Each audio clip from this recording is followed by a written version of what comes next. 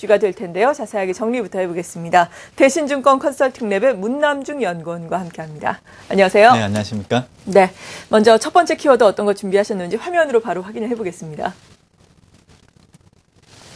첫 번째는 재정절벽의 교착이라고 말씀해 주셨습니다. 재정절벽 협상이 지금 난항을 겪고 있는데요. 구체적으로 어떤 부분에서 마찰이 일어나고 있는 건가요? 일단 오바마 같은 경우에는 이제 1조 6천억 달러 정도의 증세, 그리고 500억 달러 규모의 그 경기 부양 프로그램, 그리고 지금 현재 정부 부채 한도에 대해서 의회 승인 없이 좀 이렇게 처리할 수 있는 법안에 대해서 이제 공화당에 제출을 한 상황인데, 이제 이 부분을 가지고 이제 재정절벽 협상에 대한 후퇴이지 않나 해가지고 좀 거절했던 부분들이 지난주에 있었습니다. 일단 뭐 이렇고 저렇고를 떠나서 백악관의 해동 자체가 어떻게 보면 재정절벽 협상에 대한 공식적인 출발을 의미한다는 점에서 큰 의미를 둬야 된다, 그렇게 보고 있는 상황이고요. 앞으로 이렇게 좀 뭐 난항을 겪을 이런 문제들 자체는 좀 조율되지 않을까, 그런 기대감을 좀 가지고 있는 상황입니다. 지금 현재 민주당과 공화당 같은 경우에는 자기들이 어떤 거를 양보해야 되는지에 대해서 좀 알고 있는 상황이고요. 지금 현재 문제가 되는 거는 협상 지렛대를 누가 먼저 가지고 가느냐에 따라서 아직까지 양보하는 그런 태도를 보이고 있지 않은 게 지금 현실입니다. 일단 공화당은 세수를 논의할 수 있다는 입장이지만 먼저 사회보장제도에 대한 개선에 대한 구체적인 내용을 좀 요구를 하고 있는 상황이고요. 백악관 같은 경우에는 이제 공화당이 부자 증세에 좀 동의를 한다고 하면 사회보장제도에 대해서 좀 지출 삭감을 할 수도 있다는 의사를 좀 내보이고 있는 상황입니다. 과거에도 오바마 행정부 같은 경우에는 연말에 그 정부권의 정치 협상들이 몇 건 있었습니다. 2009년도 같은 경우에는 건강보험개혁안, 또 2010년도 같은 경우에는 감세 연장 법안, 또 작년 같은 경우에는 이제 급여세 감세 연장을 놓고 크리스마스 이전에 정치적인 타결을 받다는 부분들을 좀 본다고 하면, 아무래도 그때 당시 추가적인 방향성 자체가 좀 올라가는 쪽으로 좀 반등변이 나왔던 부분들을 좀 본다고 하면, 아무래도 이번 같은 경우에도 이제 11월 주 초에 그 정치 협상에 그 난항이 최고조에 이를 걸로 그렇게 보고 있는 상황이고요. 아무래도 마지노선으로 설정한 크리스마스 연휴 직전, 어떻게 보면 12월 14일 미국 의회가 폐회되는 그 이전까지는 일정 부분 해소되지 않을까, 그런 전망을 좀 해보고 있는 상황입니다. 네, 이렇게 이번 달에 최대의 불확실성으로 꼽히고 있는 재정 절벽 이슈에 대해서 먼저 살펴봤고요. 두 번째 키워드 이어서 알아봅니다. 두 번째는 G2의 경제 지표입니다. 그나마 다행인 것은 G2의 경제 지표가 계속해서 좀 호전되고 있다라는 소식인데요. 12월에도 호전세를 우리가 기대를 해볼 수 있을까요? 아무래도 경제 지표 올 초에 좀 집중이 되어 있는데요. 네. 지난주에 발표됐던 중국의 제조업 PMI 같은 경우에도 뭐 기준선을 넘는 모습이 나오고 있는 상황이고요. 또 3일날 발표된 미국의 ISM 제조업 지수 역시 좀 긍정적으로 좀 나오지 않을까 생각을 해보고 있습니다.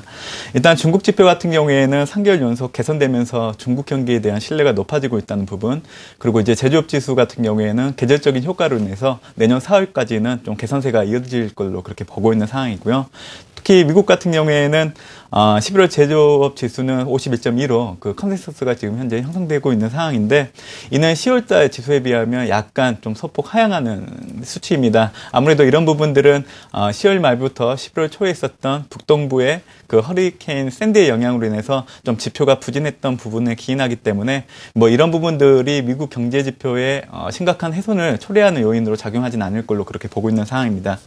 일단 중국과 미국 같은 경우에는 두 지수 모두 경기 기준선이 50을 상회하고 있는 상황이기 때문에 미국의 경우에는 이제 11월 달에 허리케인 샌디의 복구 수요가 좀 이루어질 걸로 보고 있어서, 이런 부분들은 이제 4분기 경제에 대한 개선 기대로 좀 연결되어 지을 수 있는 부분들이 있기 때문에, 아무래도 올 초에는 주식시장에 좀 안정감을 주는 요인으로 작용하지 않을까, 그런 생각을 좀 해보고 있는 상황입니다. 네, 그렇군요. 이렇게 G2의 경제 지표 문제도 알아봤고요. 세 번째 키워드는 그렇다면 어떻게 될까요? 화면으로 역시 확인해 보겠습니다. 유럽의 신용 지표입니다. 그리스에 대한 추가 지원이 결정이 됐는데요. 유럽의 뭐 국채 금리라든지 이러한 신용 지표들은 다소 안정되고 있죠. 예, 맞습니다. 안정화되고 있는 모습들이 좀 며칠 드러나고 있기 때문에 네. 이제 당분간, 어떻게 보면 길게 보면 내년 상반기까지는 그리스발 이런 리스크 자체는 많이 줄어들지 않을까 생각을 하고 있습니다. 하지만 이제 문제가 되고 있는 부분들은 이제 그리스보다는 이제 스페인 쪽으로 좀 눈을 돌려야 되지 않을까 생각을 해보고 있는데요. 스페인 같은 경우에는 지금 현재 그 이후로부터 4개 은행에 대한 370억 유로의 구제금융을 제공받기로 했기 때문에 아까 말씀드린 것처럼 최근에 유럽 신용지표가 좀 안정화되는데 일조를 했다 그렇게 보시면 될 것 같아요. 지금 문제가 되고 있는 거는 스페인은행의 강력한 구조조정과 또 이제 부동산 등 대출 축소가 이어진다고 하면 지금 현재 26% 수준을 보이고 있는 실업률 자체가 더 늘어날 수 있는 상황이 있다는 거를 좀 보셔야 될 것 같고요. 더욱이 이제 이들 은행들의 그 강력한 구조조정과 부동산 등 대출 축소가 이루어진다고 하면 아무래도 스페인 경제가 침체 현상이 더 장기화되지 않을까 그렇게 보고 있는 상황입니다. 만약 이런 상황으로 간다고 하면 과거 그리스가 해왔던 추가적인 구제금융에 대한 부분들을 좀 지원을 해달라고 요청할 수 있는 부분들이 있고 또 더불어서 과거 그리스 같은 경우에는 실제로 구제금융을 받았고 또 긴축 연한에 대한 연장을 요구하는 부분들이 있었기 때문에 이런 부분들은 향후 좀 장기적으로 좀 문제가 될 수 있는 부분이라서 좀 지켜봐야 되는 요소이지 않을까 생각을 해보고 있는 상황이고요. 어쨌든 단기적으로는 이제 유로권의 자금 공급 자체가 스페인과 그리스 재정에 대한 불안감을 좀 일시적으로 소강 국면에 넣어둘 수 있는 한 가지 요인으로 작용할 수는 있겠지만 어차피 부채 축소를 위한 근본적인 펀더멘털 개선이 이루어지지 않는다고 하면 앞으로도 장기적으로 좀 언제든지 다시 부각될 수 있는 요인이라는 점은 항상 투자자 여러분들이 유념하셔야 되지 않을까 생각을 해보고 있습니다. 네, 그렇죠. 유럽의 재정 위기는 언제나 증시에 지금까지는 좀 뇌관이 되고 있다는 점 참고를 해보시고요. 그래도 12월에는 어느 정도 유럽에 대한 불확실성은 해소가 됐으니까 다행이라는 생각이 듭니다. 마지막 키워드 화면으로 만나보겠습니다.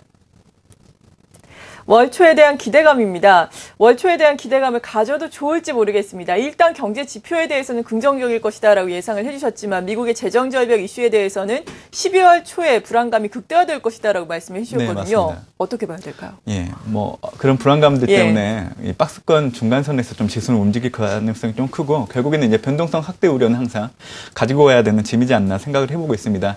하지만 올 초 같은 경우에는 아까 말씀드렸던 중국과 미국의 제조업 지표들의 개선세가 나타나고 있는 부분들을 본다고 하면 아무래도 경기 회복 가능성을 가지고 이번 주에는 지난주에 이어서 좀 지수가 상승하는 흐름이 좀 나올 수 있다 그렇게 바라보고 있는 상황이고요. 특히 최근 뭐 조선이나 철강, 화학, 철강 등 기존에 소외되었던 그런 종목들 위주로 좀 반등세가 나타나고 있는데 이런 부분들은 우리가 지금 알고 있는 기존 IT를 중심으로 한 주도주들의 가격 부담이 워낙 높아진 상황이기 때문에 좀 상대적인 가격 메리트로 인해서 좀 매수세가 들어오는 데 기인하고 있어서 전반 산업 회복이나 기타 이익의 안정성이 계속 떨어지고 있는 상황이기 때문에 이런 부분들은 이제 트레이딩 관점에서 가지고 가야 된다 그렇게 보고 있는 상황입니다. 여전히 이익 안정성이 높은 IT나 내수 서비스 업종을 중심으로 좀 트레이드 전략을 가지고 가는 게 유효하다 그렇게 보고 있는 상황이고요. 지금 현재 12월 초이기 때문에 전반적인 시장 자체는 아무래도 정강 후약의 모습이 나타날 수 있기 때문에 이제 12월 중반 이후부터 특히 이후에 정상 회담을 통해서 은행 단일기구에 대한 부분들이 변곡점을 작용할 수 있는 부분들이 있기 때문에 중반 이후부터는 좀 리스크 관리에 들어가야 하는 부분들이 필요하다 그렇게 말씀드리고 싶습니다. 네, 이렇게 굵직한 키워드를 통해서 12월 초의 투자 전략까지 세워봤습니다. 대신증권 컨설팅랩의 문남중 연구원이었습니다. 고맙습니다.